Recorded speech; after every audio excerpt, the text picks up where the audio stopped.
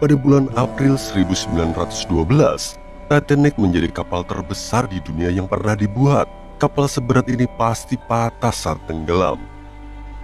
Remaja 17 tahun bernama Jack Thayer juga ngejelasin kerangka Titanic yang tenggelam sesuai ingatannya. Menurutmu teori mana nih yang paling masuk akal? Ya udah, kalau gitu kita beralih ke teori paling banyak dipercaya yuk.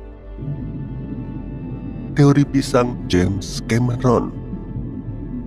Siapa sih yang nggak tahu film Titanic yang super legendaris itu? Film ini unggul di acara Academy Awards ke-70 dengan jumlah nominasi dan penghargaan terbanyak. Tapi kamu tahu nggak nih, kalau James Cameron udah lama tertarik sama Titanic dan mempelajari sejarahnya? Buku-buku dan penelitiannya sangat detail. Bahkan, dia pernah bikin skenario dalam versinya sendiri loh. Teori ini disebut teori pisang James Cameron. Sebetulnya, isinya sama kayak skenario di film Titanic. Jadi, begini teorinya. Titanic miring sejauh 23 derajat dan patah sampai ke lunasnya. Dasar rangkapnya berfungsi sebagai engsel saat buritan jatuh. Lalu setelah bagian ini nggak berfungsi, haluan dan buritan kapal saling terpisah.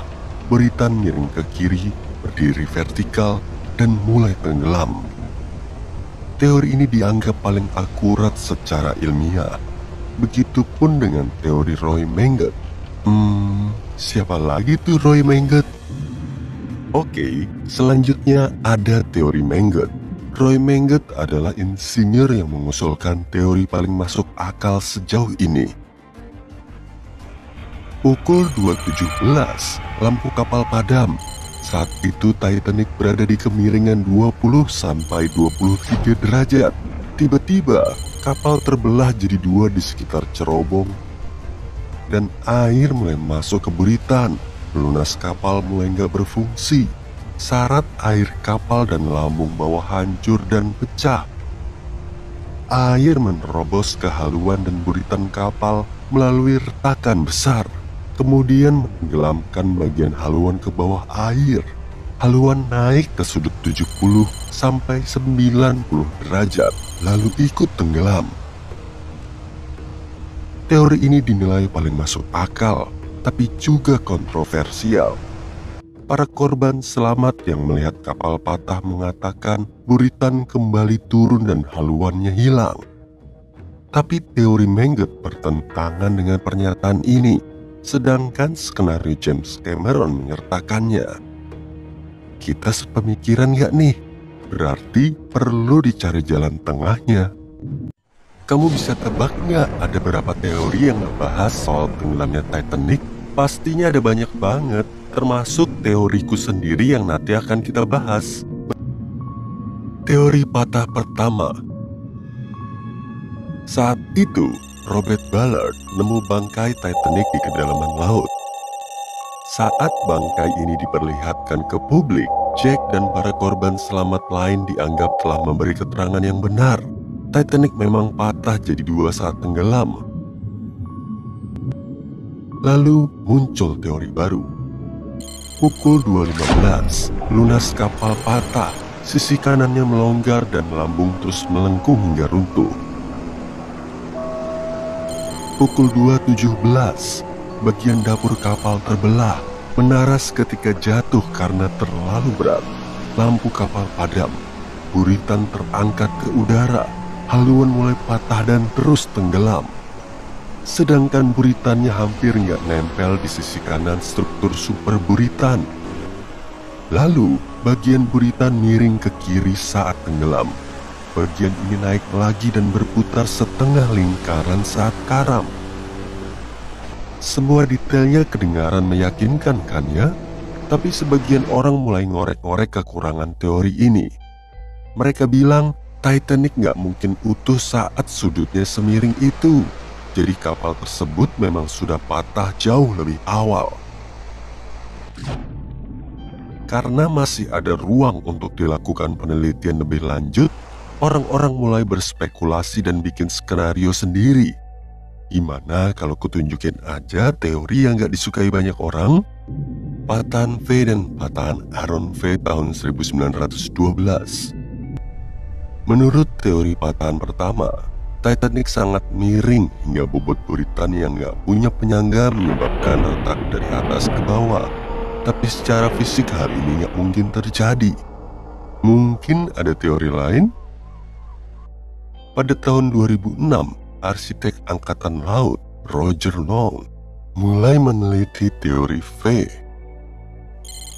Pukul 2.17, Titanic sudah patah sejak kemiringannya sekitar 11 derajat.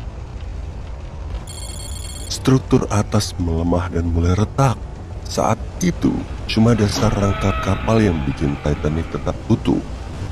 Tapi bagian ini juga mulai melengkung oleh tekanan hingga membuat kapal semakin rusak. Air menerobos masuk melalui retakan dan menambah bobot di sela-sela patahan. Lalu, Titanic melengkung ke arah berlawanan dan ngebentuk huruf V. Geladak atas jadi hancur dan bengkok. Haluan menghujam ke bawah dan akhirnya buritan ikut tenggelam. Meski begitu, teori ini nggak terbukti benar.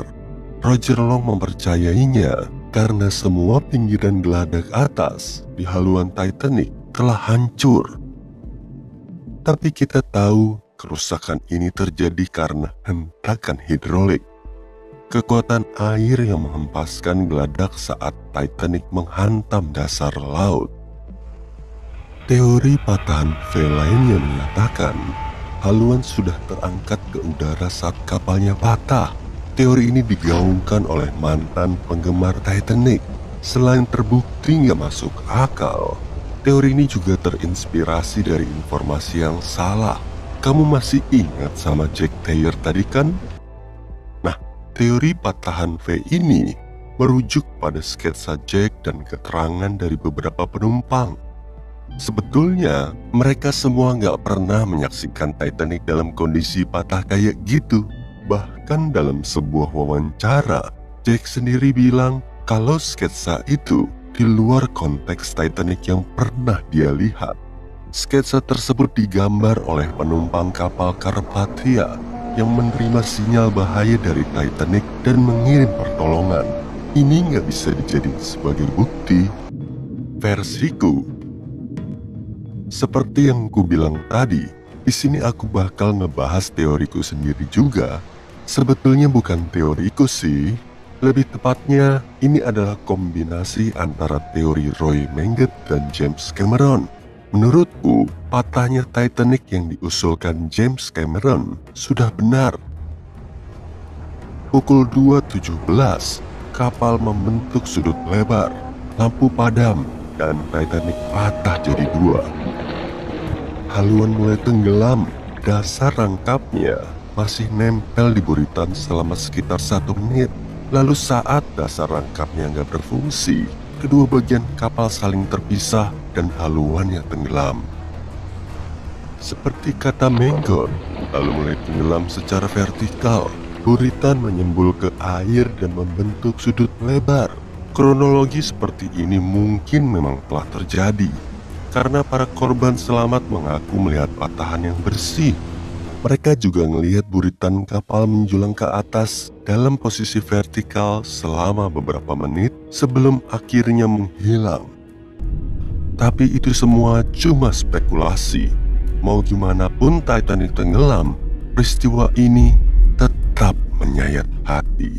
Nah, kamu tahu nggak, 110 tahun pasca tragedi ini, perusahaan Blue Star Line sudah merampungkan pembuatan replika Titanic yang sama persis.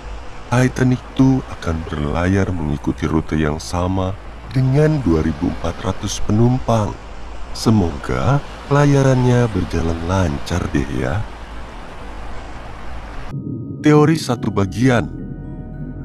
Teori pertama yang ngebahas soal tragedi ini dinamakan dengan teori satu bagian. Isinya sangat simpel dan intinya mengklaim Titanic telah tenggelam tanpa patah sedikit pun. Pukul 2.15, Titanic nabrak gunung es. Pukul 2.18, lampu kapal padam. Titanic ngebentuk sudut 45 derajat dan sesaat kemudian tenggelam ke kedalaman laut. Pukul 2.20, cuma sekitar 3 menit kemudian, RMS Titanic hilang di bawah permukaan laut. Kapal ini nggak patah, tapi tenggelam dalam bentuk utuh. Ini jelas keliru. Tapi kita nggak bisa nyalain teori juga kan? Sebelum ditemukan bangkai kapalnya, gak akan ada teori lain. Ternyata ada loh. 1 hari setelah tragedi Titanic, para korban selamat ngasih sejumlah keterangan dalam wawancara. Dan mereka ngejelasin kronologinya. Bahkan ada yang bilang Titanic telah patah jadi 2 sejak tergenang air. Lalu, L.D. Skidmore bikin sketsanya berdasarkan deskripsi Jack. Gambar itu nunjukin kalau Titanic beneran patah jadi 2. Tapi nggak ada yang mempercayai keterangan Jack dan para saksi lain. Karena nggak ada bukti, klaim mereka dianggap nggak valid. Baru pada tahun 1985, semuanya berubah.